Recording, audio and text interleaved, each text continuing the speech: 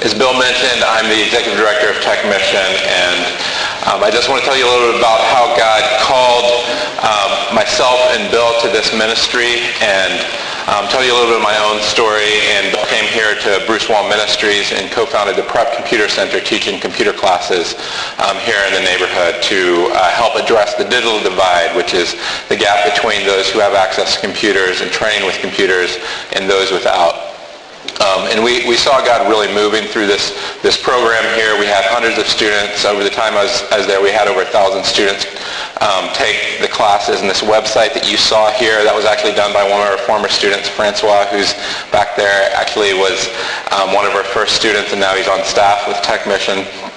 And but what we saw is with this association is it continued to grow. God continued to bless us, and we started up an association of computer centers where it grew to have over 500 computer centers from across the country that last year served over 50,000 people, providing them with free computer classes, free internet access, and things along those lines. So God got us involved in these computer centers, but the tagline for these computer centers is computer skills to make a living, a spiritual foundation to make a life. And we realize that as we're trying to address the digital divide, we aren't doing a whole lot for folks. If we take a family that didn't have a computer and all of a sudden they have a computer, and then the dad's addicted to porn, the mom's having online affairs, and the kids being exposed to online perpetrators, I wouldn't call that so much of progress. And what we're really trying to do is not just address the digital divide, but get people across the digital divide safely. And that's the reason why we decided that we needed to start up the Safe Families program. Bill has had some experiences that have given him a passion for this type of thing. And essentially what's happened is that the walls have been broken down. The walls to the family, the walls to the church have been broken down. That's what I want to talk about a little bit. And I'm going to, I'm a third-generation minister, I guess. I don't even know whether I would call myself a minister, but I'm going to do a little bit of preaching here for you. So, but I'd like to just start off with a prayer. So God, we just come to you, and we know that you care passionately about this, God. We know that you've called us to a ministry, God. And we know that with the folks here, God, that you have called them to take online safety, to take pornography recovery seriously, God. And I just pray that you would be showing us what it is that you're calling us to. Pray these things in Jesus' name. Amen. So just to talk a little bit about, Bill covered a lot of the stats for youth. There's also some significant effects of what pornography has done to families in terms of having the walls broken down with families.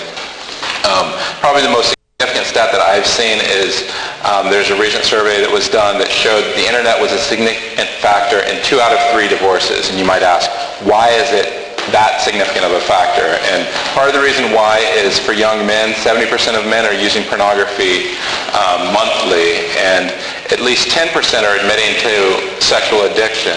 And if 10% are admitting to it, there's a lot larger percentage of people who are actually addicted. And it's not just a problem with men. 28% of those who admit addiction are women, and 1 out of 6 women deals with an addiction to porn. And even among Christians, 38% of Christian women have said that they view porn. And 47% of families say that porn is a problem in their family. So, what's happening is there's been this, morality creep, and to where now, on websites, Bill was telling me about a website that he read about somewhere where it's a marriage hookup website. So it's for married people to hook up with other married people, and their tagline is, when monogamy becomes monotony. And their whole thing that they're trying to address is promoting things along those lines. So the walls of the family have been broken down. The walls of the church have been broken down. This isn't something where we just point the finger at them. This is something where the problem is with us. If you look at what's happening with pornography in the church now, and you look at a group like Promise Keepers, and these are men who've made promises saying that they're going to be upright men and faithful and have integrity. Among Promise Keepers attendees, 50% had viewed pornography just the week before. With pastors, over 50% of evangelical pastors have admit to using pornography in the past year. And what's happened with this morality creep is things that used to no longer be acceptable have become acceptable, to where even among born-again Christians, 29% are saying that viewing sexually explicit material is okay. The reality is that pastors are starting to say, the majority of pastors are saying this is the most significant sexual issue that's happening in our church right now. So with that, I kind of want to go a little bit into preaching mode. And for those of you who are familiar with the story of Nehemiah was a prophet who God had called to rebuild the walls of the city. And in many ways, that's what's happened to the situation that we're in now. Just like in Nehemiah's time, the walls of Jerusalem had been broken down, and God had called him to help rebuild those walls. So I'm just going to read a passage from Nehemiah 2. If anyone has any Bibles, you can pull those out. If not, you can just look on the screen. That night I went out through the valley gate toward the jackal well and the dung gate, examining the walls of Jerusalem, which had been broken down, and its gates, which had been destroyed by fire. Then I moved on to the fountain gate and to the king's pool, but there was not enough room for my mount to get through. So I went up the valley by night, examining the wall. Finally, I turned back and re-entered through the valley gate. The officials did not know where I had gone or what I was doing, because I had not yet said anything to the Jews or priests or nobles or officials or any of the others who would be doing the work. And the next part of the passage says, Then I said to them, You see the trouble that we are in. Jerusalem lies in ruins, and its gates have been burned with fire. Come, let us rebuild the wall of Jerusalem, and we will no longer be in disgrace. And I told them about the gracious hand of my God upon me and what the king has said to me. And they replied, Let us start rebuilding. So they began this good work. And I feel like with what's happened in the internet is we've seen the walls being broken down. We've seen the walls broken down into our families. We've seen the walls broken down into our church. And that's had a significant impact. And part of what we're trying to do, everyone who's here, we're a part of a ministry of rebuilding the walls in our families, rebuilding the walls in our churches, rebuilding the walls in our own lives. And I feel like this is something that God's called all of us here to do. And God not only called us, but what happened in Nehemiah's situation was the king had actually appointed him to rebuild the wall and gave him the resources. And here in Safe Families, we actually have money from the Department of Justice to do this program. Now, all the stuff that we do for pastors or any faith-related content, we only use private grants for, and we make sure we separate out everything. But for the parents' content and for a lot of the other materials, we've gotten funding from the government to help pull these materials together. So we've been giving both, the blessing of God and the blessing of the king. So our goal here is to give you some tools to help rebuild the wall in your church. And, one way of viewing this is, the pornography industry is a lot like the tobacco industry. And, the tobacco industry, I think, something people are aware of the ways that the tobacco industry has hurt people. What the industry does is it hooks kids early. And, you had the people attacking Joe Camel for trying to get kids to smoke at an early age. There's also the issue of secondhand smut, just like the issue of secondhand smoke. And it used to be, there's a time whenever, Bill was telling me about, on the tee, where you just be on the tee. You aren't supposed to smoke on the tee, but everyone on the tee is smoking. And it used to be everyone smoked everywhere, and it was cool to smoke. Now that's significantly shifted. And we need to see the same type of shift happen with smut, where it's not like you're, everywhere you go, you're being exposed to the secondhand smut. Part of the issue, is just acknowledging that pornography is damaging. And, as much as people use pornography, I've never met a person who said, I'm proud of using pornography. There's no one that talks about their porn habit and says, well, I really want to use more pornography because I don't think I'm using enough. So I don't think there's anyone, as much as people may say it's not damaging, I think that there's very few people that are going to say it's a good thing. And I think that we need to make a shift, that pornography, what's happening in our society is actually becoming cool, like cigarette smoking was cool, and we need to make this shift so that pornography is not cool, it's something that's for perverts. And, secondhand smut needs to be treated like secondhand smoke. And we should be able to keep pornography and other issues out of our home. The sanctity of the home. Right now, imagine if the tobacco industry required that you had a cigarette vending machine in your home.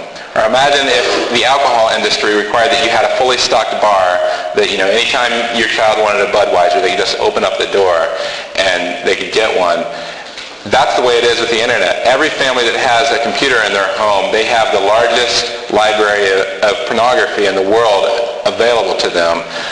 But the things aren't in place yet to protect your home. You should be able to say, I don't want this in my home, but right now that's not possible. And you should require age verification. It's crazy that if a kid had to buy cigarettes and all they had to do is just say, yes, I'm 18, and then it was okay, that would be crazy. You'd have all these, kids 5, 6 years old buying cigarettes, buying alcohol, but we don't allow that. But we do allow that on the internet. So there hasn't really been a public outcry, and part of what we're hoping to do in the next year, in distributing this software to 100,000 people, that's our goal. And we're hoping to distribute some of these materials that we've done to thousands of churches. Our goal is to help raise the awareness so that there is a public outcry. We've already covered, the stats around youth, but just to acknowledge that that's also a major part of this, with both youth and online perpetrators. And with that, I'm going to turn it over to Bill, and he's going to talk about some of the adult industry and some of the stats around that. All right, thanks, Andrew. The adult industry, these are some amazing statistics. Last year in the United States alone, $12.6 billion of revenue. That is more than the combined revenue of NBC, ABC, and CBS. That is more than the combined revenue of the NFL, the National Basketball Association, and Major League Baseball. That's a big industry. It is now the number of rentals in just 1 year, 1 billion, just short of 1 billion rentals of X-rated videos. I don't understand the number 1 billion. Hotel viewership. Now, you go to a hotel and you have those on-demand movies that you pay for. Most of what is rented is pornography. There was a youth workers conference at a hotel some time ago, and the staff of that hotel said that weekend they had more porn rentals than they'd ever had. 3.1 million pornographic websites, unique visitors, 45 million. I think that's monthly, I'm not sure. I think that's monthly. In your wonderful pamphlet, you have an article from somebody that developed an email relationship. Her name is Shelley Lubin. And I'm not sure where, oh yeah, it's right here. She has a wonderful article on the truth behind porn. She describes what it's like to actually be one of the people that does this. She's a former porn actress and prostitute who God has redeemed miraculously and given a new life. She's got a wonderful website with lots of great resources. She's good people, and she's written this article. It's a painful read. But I think it's important for us to recognize what this is doing to the people who are actually involved in making this possible. In my humble opinion, internet porn is what is called the perfect drug delivery system. It is perfect because of the 3 A's. Number 1, it is totally accessible. You no longer have to go to that seedy store in that part of town and ask for something that you're too embarrassed to admit. You can just wait till everybody's asleep, and there it is. It is also affordable. There's enough free porn on there to keep you busy for a whole long time. And finally, it's anonymous. What other addiction's got those 3 things going for it? Costs you nothing, you can get it anytime, and no one needs to know you're doing it. That's a perfect drug delivery system. Let's talk about its effects on users. This is an article I saw on XXX Church's website. I'm going to be very quick with it. There was a time when I would have gladly tolerated a girl with an errant fat roll, a mildly problematic butt, or even non-porcelain veneered teeth. And come to think of it, I might have even given a green light on a small chest. But with the installation of a high-speed cable modem, alas, I am sad to say that those times have now passed. I'm ashamed of what now stimulates me, but the internet with all its quick, crack-like vices have made me extraordinarily intolerant. Are you a Tufts or Harvard grad and a great conversationalist? That is unimportant. Do you have a quirky sense of humor and a knack for Asian fusion cuisine? I don't care. Would you like to discuss the subtext meaning of that painting at the MFA? Be incredibly gorgeous or kindly turn in the antimatter. I am ruined. I am dead on the inside. I am ashamed and embarrassed of what now stimulates me, and I know that I am irrevocably changed for the worse. For all practical matters, internet porn has destroyed me. Pull your head out of the sand and be advised. Porn viewing session is spreading through my generation like a plague among my gender. If you're female and don't possess Einsteinian caliber, then throw every last dollar you have at your physical appearance. Look good. Or be alone. That's sobering. There's a whole generation now that has expected women to look like porn stars, like centerfolds. Porn also perpetuates the legitimacy of violence against women. There's a website I learned about that features the premise that these guys are putting girls, drugging them, and making them fall out asleep, and then having sex with them. And that's displayed on these websites. Like this is an okay thing. Oh, it's just fantasy. But clearly that's just a violation. That's there. This is what people are using. I like to call this the elephant in the pew. And we're trying to ignore it. But enough about statistics. Let me tell you a story. About 11 years ago, I was in this building, possibly in this room, I don't remember. It was some service that we were having. And we sang a song that had the words, I have a living hope, I have a future. God has a plan for me, of this I'm sure. And I said in my mind a phrase that has something to do with the dung gate. I felt like all the things I knew about God's love, I was the big N/A, not applicable. Somehow I felt that I was the exception clause to all that I knew about God's love. You see, I started a lust affair with pornography way back in college. And it had grown through my marriage, through my entire adulthood. Nothing had worked. I had done things to try to get well, and it had just continued to escalate and escalate and escalate. There were times I felt so bad about it that I would deliberately not take communion because I knew I couldn't make a commitment to the Lord that I wouldn't sin the next day. I looked at a huge cost. I actually quantified about how much money I actually spent. I don't remember that figure anymore. The amount of time, the loss of sleep, the relational absence, the spiritual compromise, the incredible risks I took.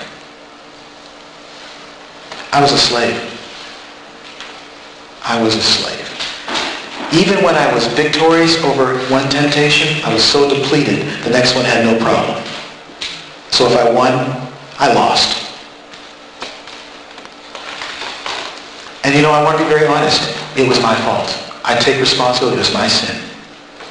Yeah, sure, I had some things that maybe in my childhood or upbringing contributed. Sure, maybe I had some things in terms of this world giving this input that we talked about the second half of this month. Sure, I had the demonic forces working with all they had against me. But I take the responsibility. I chose this. And yet, I didn't know how to get out of it. I remember during that period, I was just thinking, what now? I had tried. I tried counseling. I tried support groups. I tried what I thought was transparency. It was really just commiserating. And for a while, I thought maybe suicide would be the best thing. Maybe this world would be better off without me. Maybe that's... And I'm not talking about the passing kind of, so I'd kill myself. I'm talking about a rational deciding, well, is this the best course of action? Now, praise God, I didn't go any further than that, and probably the main reason was because of my children. I didn't want to do that to them. But that's where it brought me. And it not only brought me low, but it caused an amazing, devastating experience to my wife, my children, my parents, my sister, my friends, my church.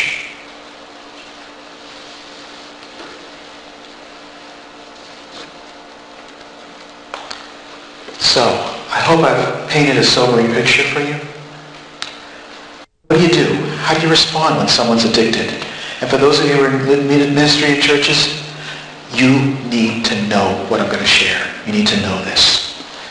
Let me share with you a little bit about what it's like to be an addict. Let me take you into that world. We addicts have 4 core beliefs.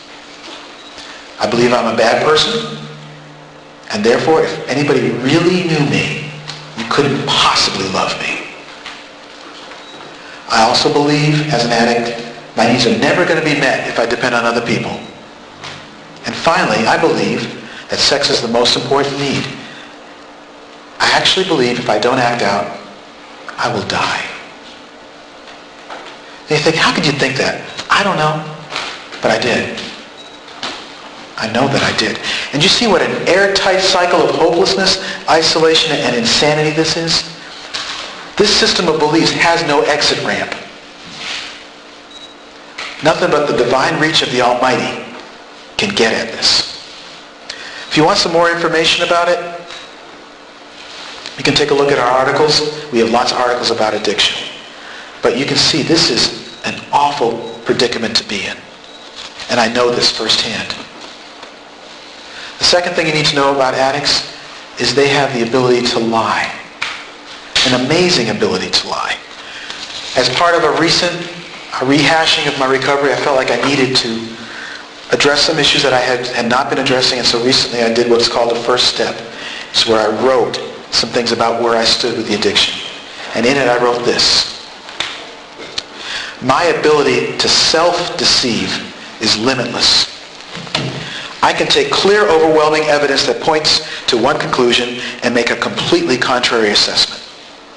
If I act out by any definition, people get hurt. And yet so often in the moment of decision, I cannot remember this.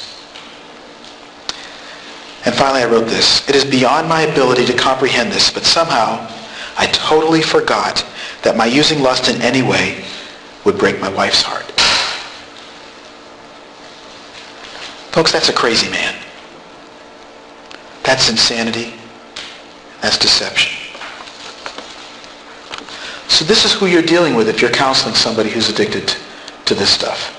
This applies to all kinds of sexual addiction, particularly porn addiction. So what do we do? Well, there are some things that you can do. And I want to say right now that the church can have an amazing impact on helping someone back to the road of recovery. This church did that for me. Pastor Bruce and Pastor Craig I count as 2 of the key people that helped keep me and get me back on the track. And I will never be able to pay that incredible debt of gratitude. It is not lost on me that I'm here sharing this story 11 years after. My church helped save my life. And I want that on the web. So your church can really make a difference. We have 7 steps for you. We're kind of big on steps, aren't we? And the first 4 are kind of like immediate ones that you kind of do quickly, and the last 3 are 3 things that sort of have to be all done, not in any particular order. They need to all be done at the same time. So let me move on. Immediate response. This is something that is really important. Oh, and the good news is, of course, it's in your manual. So if you forget, and if you forget that, it's on the CD, and it's also on the website. We got you covered. So the first thing is you want to designate point person for the addict. People in your church who are going to be responsible. Yeah, I was on suicide watch. I needed a couple people to watch me. You also need someone to be a point person for the spouse. Who's going to be called, how you doing? How's it going? Where are you at? Point person on the children. And something I realized later is a point person for the parents or other family members who may be involved in this. So have people who are going to be involved in making sure each of these people are okay. Consider the divestment of ministry responsibilities. For me, it was important that I step away from my role as a music minister for a season. And in retrospect, I was talking with one of the pastors, I probably should have taken a longer leave than I did. For some people who are struggling with this, it is not a good idea to have the responsibility of ministry as well as the challenge of recovery. It's just not a good thing. And sometimes you can use the ministry as an excuse to not deal with your stuff. There's also a concern of the reputation and the church being a reproach. So consider that, depending on the severity and the situation and the seniority of the ministry position. This is a hard one, but this is real important. If physical boundaries were crossed, and I'll be blunt, that includes oral and genital sex, STD testing is mandatory. I remember with somebody that I was in a group with, he refused to do it. He was too scared. He put himself at risk. He put his wife at risk. It just takes one time. So that's a very hard thing to do, but it needs to be done if the physical boundary is crossed. Physical support for the children. One of our times that we needed to actually call our kids' teachers and tell them the family's going through this. And some of the teachers were good friends, and we told them exactly what was happening. But we wanted to say, our child is maybe experiencing some additional stress because we didn't tell them what was going on, but they know that mommy and daddy are mad. They know that there's something, they know trauma. They got it. They may assume it's their fault, but they know something's wrong. So get the support for the kids. And there may be other emergency measures that are needed. Relocation if it's really severe and there's a break in the marriage. Legal in case some certain boundaries were crossed. And financial support may be necessary too. I had a friend who spent more than $10,000 in phone sex. That was 10 years ago. Young single man. He didn't have $10,000. All this should be taken with compassion and respect for privacy, not just for the sake of the addict, but the whole family, but with aware that the addict cannot be trusted to be completely honest. There's an expression that I have come to hate. How can you tell an addict is lying? His lips are moving. That's hard, but what's hard about it is it resonates. Something we feel is very important is a church-based accountability partner.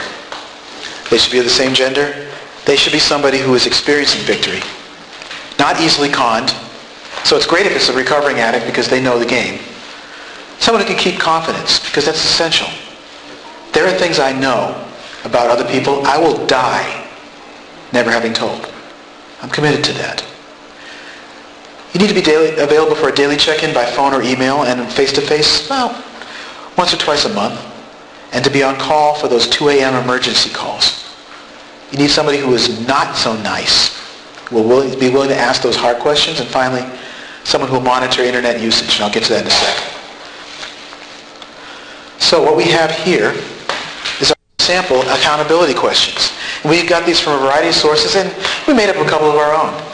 Most of these I got from somebody I've met since I've been doing this, named Tom Buford, who's a former recovering addict. He's got a wonderful website. Check it out, please, buyersofdarkness.com. And he gave us permission to use these accountability questions. He was very happy to do this. Something that's kind of interesting is there's question 3. Hungry, angry, lonely, and tired are the trigger points for an addict. When any of those 4 things are in operation, the risk is increased. So me as an addict, I have to be very careful when those factors are in activity. I've been doing something like these questions with somebody every weekday for 10 years. That's how seriously it is for me. I talked to him Tuesday. I missed him the last 2 days, but we have been doing that for 10 years. And he's been asking me some questions just like these.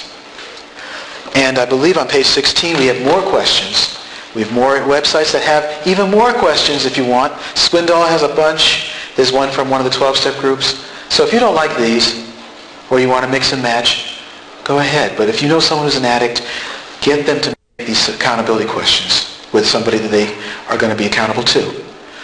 Accountability software is a program that runs in the background of your computer that basically is a big fat tattletale. I have one running right now on this computer. I have another one on my computer at work. I ain't playing. It reports on what you're doing, when you're doing it, all the time. And you can't even uninstall it without your person who's monitoring it finding out, this was installed at such and such a time. And what it does, it doesn't stop you from doing anything. Go ahead. But somebody's going to know. By the way, filters are for children, accountability software is for parents, for adults. That's kind of our general rule. Kids, they don't need to have the experimentation. But we need to learn discipline and control. And if you need a filter, so be it. But initially, that's what we recommend. The one I use is Covenant Eyes. It's $7 a month.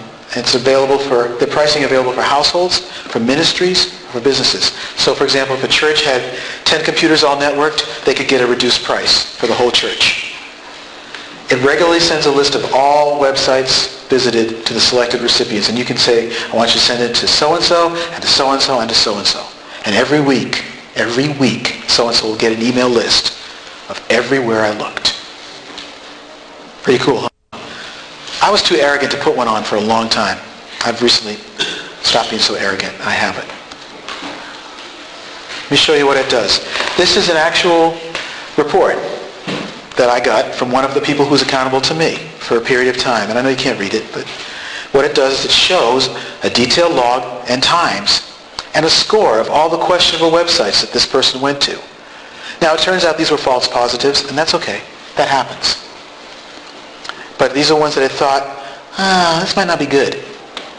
And what's really cool is then it goes into daily logs, and you notice that thing in a different color? That would be a questionable website. So if I did see Playboy.com in there are not a lot of ministry excuses for using that. I would probably say, so what was up with that? And I would have the time, and there'd be no deniability. There's another program called X3 Watch. And this is free, which is a pretty good price. And another cool thing about this is it works for Macintoshes. This is a ministry of XXX Church. God bless them. They don't know how they're giving it out for free, but they're doing it. And so that's available on their website. It's a very nice program too. And then we got a few more. These are 3 other ones that we have. And they're listed, I'm sorry, I didn't get the page number written. Is it 10? Thank you. On page 10. So if you want something a little more expensive and possibly a little more robust, you feel free to do these. But we advise anybody who's ever struggled with internet pornography to do this. The next suggestion we have is to adopt what we're calling a media sobriety covenant.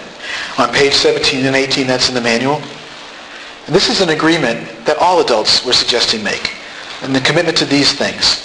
We're calling media sobriety appropriate use of all forms of media, whether it's games or movies or internet use or television. Commitment to protect children, especially from secondhand smut, to get educated, for appropriate communication, to avoid online affairs. Andrew mentioned that site. And to also commitment to recovery for those who need it, and to support those who are in recovery for those who need it. So we would suggest that everyone adopt this. But we also have one for those who are particularly in need of recovery. And these are the 8 commitments that we strongly recommend. To have an accountability partner, you just heard about that. Software, heard about that. To be part of recovery groups, we're going to talk about that in a minute. To close entry points. So if your vulnerability is that credit card gets destroyed. If it's that membership at that video store, that goes. If it's a certain subscription to a magazine, that gets killed. Wherever the entry point is. To learn about recovery, like we're doing now. To be transparent with the spouse. To end any online affairs. Any kind of relationship where you would be not talking that way face to face, it's inappropriate online. And finally, to avoid hiding. So we suggest that anybody who's looking for recovery, who comes to you, adopt these 3 things and then one more thing. Give them this. Give it to them. There are lots of items here that are covered. So we recommend that they look through some of the items here. Go back to our webpage. I'm going to show you some of the cool things we have for grown-ups. So under resources, we have, under the parents thing, these very same steps and more information about how you can do that. And we have recovery tools for anybody who's in need of recovery. We have the same resources you saw, but this time we have things on recovery from sex addiction. Lots of recommended books, lots of recommended links, organizations that are working on this, presentations that will help you, and media that will help you. Please take a look at all those things.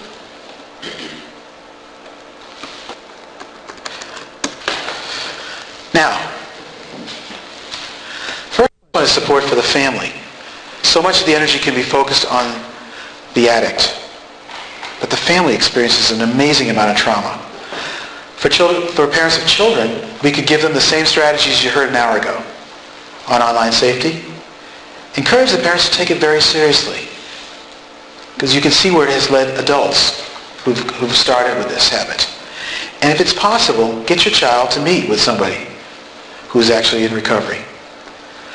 It occurred to me later that there needs to be supportive parents for adults, like my parents needed. And some of the things that they would need would be resources like information. Because most people are not experts on this until it crashes into their lives. So I know my parents would say that one of the things they just didn't understand. How can this be? What is this? And at that point we didn't know, all of us didn't know anything of what we know now. But to provide those family members with the information about what I just shared about what the addict goes through, or some of those books. What I am going to show you is what a parent shouldn't do. This is from a wonderful, wonderful video. I love this one, called Beating the Bunny. I think you can probably guess what the bunny might be. Some of you are too innocent to know, but that's okay. And it's a humorous but very edgy and very interesting video. I'm going to play a little clip of a young man, he's about 18 or so, who's struggling with this issue, and his mom and dad's failure to meet this.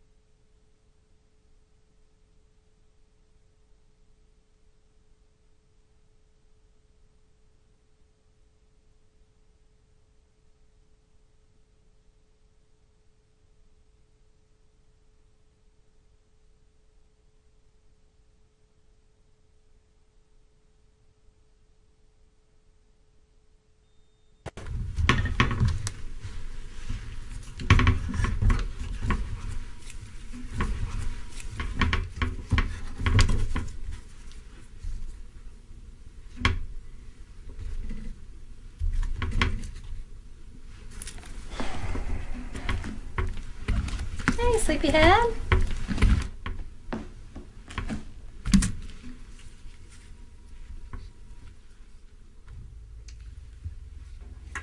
Did you sleep well? Do you want the honest answer? Is something wrong? I don't really know how to explain it, so you'll understand.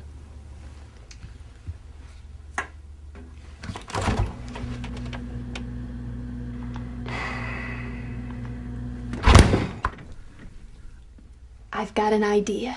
It always makes me feel better. If it involves a brain transplant, I'm all for it. No, smile. What? Yeah, it'll make you feel better. It really works. Try it like this. Yeah, there you go. How's that? It solves all my problems. Good.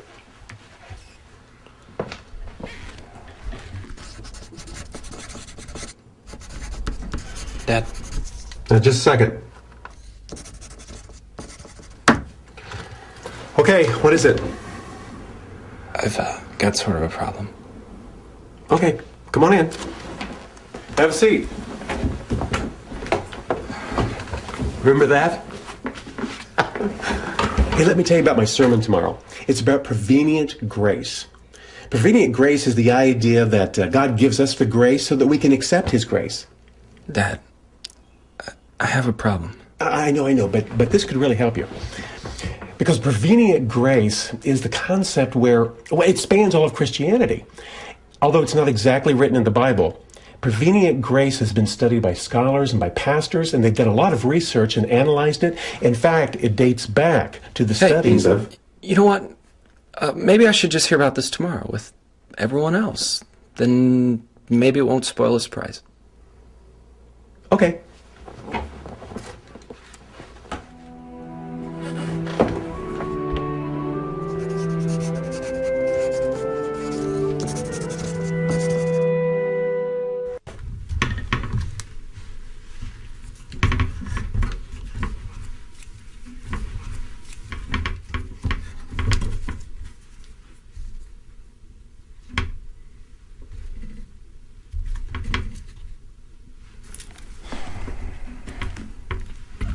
Hey, sleepyhead.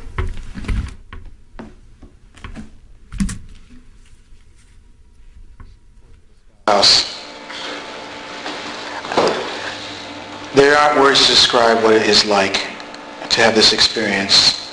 We're in Buttrey Hall, and Dan Buttrey described it as a Mack truck driving through a stained glass window. The window might get repaired, but it will never be the same.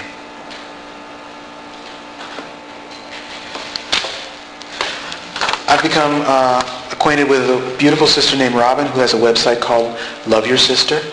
It's a support group that's for spouses of people. It's just a affirming website for women.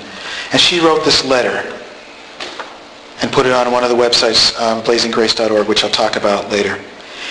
And I really need those of you who are in ministry to hear this because it's very important. She's in the process of trying to figure out what to do because her husband is in a place of not wanting to get well. And this is the clear and present danger of the household. I first sought help from a pastor during one of our separations. He encouraged me to just keep praying.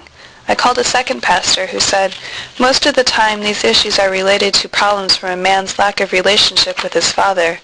He promised to call me back to make an appointment, but never returned my calls. I tried a third pastor who said, men need a lot of boosts to their ego, a lot of strokes. That's just the way we're made. I went away with the feeling that he agreed with my husband and that I couldn't measure up to the task of satisfying my husband's needs. As an almost last-ditch effort, we spoke with a new pastor at our church. He told me, you can probably expect to see your husband's life go downhill now. He will most likely give in to the sinful lifestyle in which he has become involved. There were no offers of help or suggestions for seeking help for the restoration of our marriage. This is one of the most hurtful things I experienced in my years of seeking a solution. I believe someone would recognize my husband's need for help and come alongside us in the church and provide the support we needed, but I was very disappointed to find the church was neither prepared nor ready to meet this challenge. Second ouch. Unfortunately, there are other resources out there for spouses. These are three that I know about. Healing Journey is a wonderful website by a woman named Marsha Means, who's a therapist and also an ex-wife of a sex addict. And Affair of the Mind is an amazing book written by Laurie Hall. It was the first book that I know of that was written from the spouse's point of view. An amazing book. It's a mandatory read if you're ever dealing with a family in this situation. And the final resource is a 12-step group called S-Anon, which is analogous to Al-Anon. It's a support group for people who are connected relationally, who are close to sex addicts. Unfortunately, there are very few resources for husbands of sex addicts yet. Very few. There are a few resources for women sex addicts, but very few for their husbands. Before I move on from family support, I'd like to share a clip from an excellent video, Escaping the Porn Trap, which is put out by Marriage Today. Check back on our website. We're hoping to make this video available to urban ministries and families at a reduced cost. The clip is from an interview with Laurie Hall, the author of the book I mentioned. She's describing both the pain and the growth she experienced while living with someone addicted to porn. I want to be authentic, and one of the things that I've said from the beginning is that this is a very hard struggle. And, we don't really know where it's going. We know the intentionality of where we'd like to go. Working through something like this is incredibly painful. And part of the pain of that is realizing the consequences are just ongoing. They just keep unfolding. When you sow something, you reap from that crop for a very long time.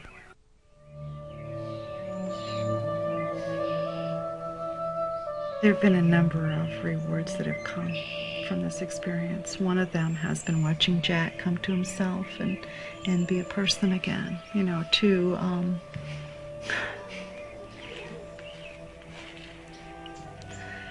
There's somebody home now. For a long time, there wasn't anybody home. And now there's somebody home. The lights were on. Yeah. Nobody was home. And sometimes the lights were dim, very dim.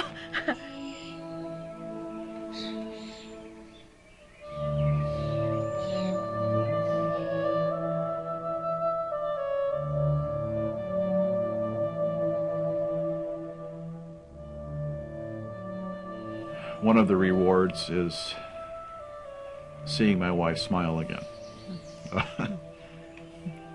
I didn't even notice her smiling before, but to see her smile, to see her laugh, to begin to hear myself laugh, not because of something stupid, but true laughter, and to begin to live again. One of the most recent joys I experienced was at a conference where Laurie spoke, and she shared our story.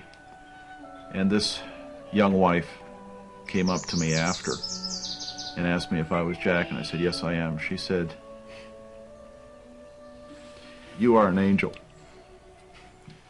I'm not an angel, but she said, you are, because I am going through the same thing that Laurie's been through.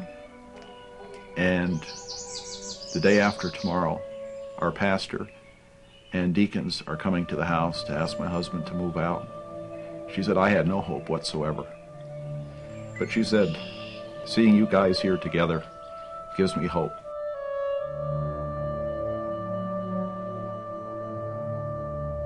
I want to be authentic, and one of the things that I've said from the beginning is that this is a very hard struggle.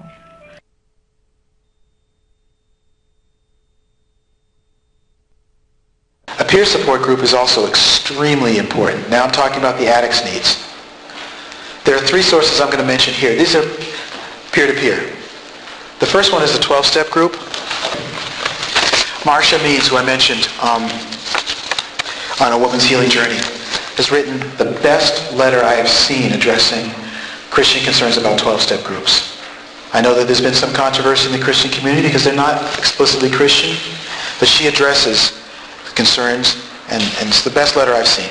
So I asked her for permission to copy it. She gave it to me. It's in your handouts. And for me, God could have chosen any way to get me healed, but that was the primary vehicle. That was the one he used. I'm still part of a 12-step group, and it's been very critical in my life. Another resource is a program called Living Waters, and we're handing out pamphlets from them. Living Waters is an amazing biblically based discipleship ministry that takes people who are relationally and sexually broken, and frankly, that's everybody, and is really applying the principles of Christianity, the biblical principles to it. I've gone through it. A lot of the folks that I'm close to have gone through it. I recently got a letter from a black minister friend of mine. I asked him to share what his experience when he was in Living Waters was like, and he said something to this effect. I sought out help for myself and found Living Waters a program for relational and sexual brokenness. I was impressed with the honesty of the leadership team and noted that I have never seen anything like this in the black community, especially in our churches. I didn't realize that anything like this existed. I don't recall ever hearing a black minister confess to the level that I heard our Caucasian brothers do at Living Waters. Now I'm beginning to wonder what we are missing by not practicing the same philosophy of honesty first in our own homes and churches. As a middle-aged black man, I am forever changed and contribute it to Living Waters, my spiritual care team, and great support from my own congregation. We really want to be helping to let people of color, people in the urban community know about this resource. It is an amazing resource, so we want to share that with you.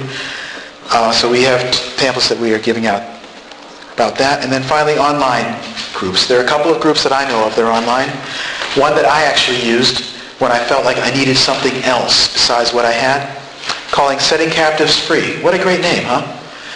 And it's basically a 30 to 60-day program where you have a Bible study every day dealing with a particular type of addiction. There's one for sex addiction, there's one for alcohol, one for drugs, for gambling, for food, just all the various addiction. They have a special program and they match you up with a mentor, somebody who's already been through the program and who evaluates your answers and helps you through it. And then the final thing is professional counseling. On page 22 and also in your handout, we have some resources there. In the handout, we have local counseling resources, and in the page 22, we have national ones. I asked one of my other friends in this ministry, this area, Jason Graves, who's a therapist, Christian therapist, what are the questions you need to ask when you're trying to find a Christian counselor? And so he gave me the questions that are in the manual on page 22. So I thank him for that. One of the other things that Jason said is very important. A therapist should have a strong exit strategy. In other words, a therapist's goal should be to get themselves out of a job and help you be restored to the community. Some of the resources, we have the national ones in our manual. There's also something that Jason runs, which are telephonic recovery groups. So folks phone in conference calls and basically have a group on the phone. And then finally, in severe cases, there may be a need for residential experience. One of them that we know about is something that Steve Gallagher runs called Pure Life Ministries. It's in, I believe, either Tennessee or Kentucky. And it's an amazing residential program where people are able to just get away from everything and get clean. So I'm going to move into strategies church-wide. Okay? First of all, meet with the leadership team. This is very important because you all need accountability as a leadership team. I've mentioned that parsonage.org is focused on the family's website for pastors. Parsonage.com has a link to pornography. Is that evil or what? So meet with your leadership team. Share with them the significance of the issues, and you can share with them the resources that I've shared with you today. Develop a strategy for your church. Begin with the men's group. Make copies of this manual for them. We have here, and you have in your packets, I believe, a DVD. This is from Steve Gallagher, who I mentioned. He's put this DVD out, and he's given us permission to give it to you for free. Yes. It's called A Call to Freedom. It's a message he preached at a large urban church in Memphis. And it's a wonderful sermon on the need for repentance in terms of becoming free from addiction. It's in your packet. Yours truly has done a webcast on temptation. And I will get that URL out in a few minutes. I don't have that right now. So if you want practical strategies about that, that's on our website. Distribute flyers that we're going to be having soon about safe families. Get people aware and talking about it. Look at the covenant that we mentioned. Give them links to the accountability software. And then talk about other steps the church is going to take. Start accountability groups. These are groups we recommend meet for 6 to 12 weeks, a couple hours a week, using some of the books that we're suggesting. And some of the books we have, I'm going to mention in a minute, in your package, in your handouts, and also some in page 22 and 23, is something from a group called Blazing Grace. Mike Janan is an amazing man who's been recovering, and he has something called Strength in Numbers. We want to share that with you. It's yours to use on how to do an accountability group. There's also something called the Recovery Kit, which comes from Rick Warren's church. Celebrate Recovery is their ministry to addiction recovery. And they have a kit available as well. Some of the books we recommend, they're on our website. Every Man's Battle, Secret Men's Wars, and At the Altar of Sexual Idolatry. It's written by Steve Gallagher, who I mentioned before. We recommend you could read through those books as a group together. I'm moving quickly, so I apologize for that. Focus on Safe Family Initiative. on a Safe Family Initiative for your whole church. Through your Sunday school, you could talk to your children about the safety and the needs that they have to be careful. Your youth group, you could bring this up. Do it with the women's group, because women often have the same issue. Information table with flyers and materials and software distributions. And you can order CDs from us at $1, which is just the cost it takes us basically to make it. Finally, special events. Just Lust is an amazing series from an organization called CreativePastors.com. It has everything you need to put on a series about the issue of lust. DVDs, it's got the sermons on video and in text with the outlines. And so you can use them, you can write them, you can rewrite them for yourself, or you can watch them as a congregation. Media kits, all the posters, flyers, bulletins, everything you need. It's all here. There's in your packet on page 26 and following a sermon outline from Focus on the Family about pornography. Don't know where to start? There you go. You could show Call to Freedom at a special service. You could adapt my temptation talk if you wanted to give a message on how to overcome temptation. And there's the link there. Invite special speakers to come and share. And finally, show the Beat and the Bunny video to your youth group. It'll open up discussion. And we hope to have more stuff for you. 44% of churchgoers want their pastors to talk more about sex and sexual issues. Almost half. That was last year. Finally, please spread the word.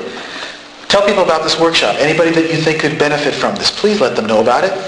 Let them know that they're free to use it, to copy all these materials, just like we've shared. Distribute the flyers and then copy the CDs. We want to help you help others. So feel free to do that. Copy and email the manual to anybody who might want to use it. Let's rebuild the wall together. In closing, just for my story, I am being restored. I'm not finished. It's not over. It's a long process. I have not had a perfect recovery. I've had some ups. I've had some downs. I've had some good times and I've had some struggles. But I am nowhere near what I used to be. And I'm no longer a slave. And every morning I wake up with a day where I didn't act ridiculous. I know God is with me. I cannot be an atheist. It's just not an option for me. Because I am living proof that God exists. But I couldn't have done this without the help of my family, my parents, my sister, my own children, and especially, God bless her, my wife. Couldn't have done it. I couldn't have done it with deep friends who I'm still in contact with on a regular basis. I couldn't have done it with the external resources, some of which I mentioned, and I couldn't have done it without this church. It wouldn't have happened. So I encourage you to help us. Let's help rebuild the wall together. God bless you all tonight. Thanks.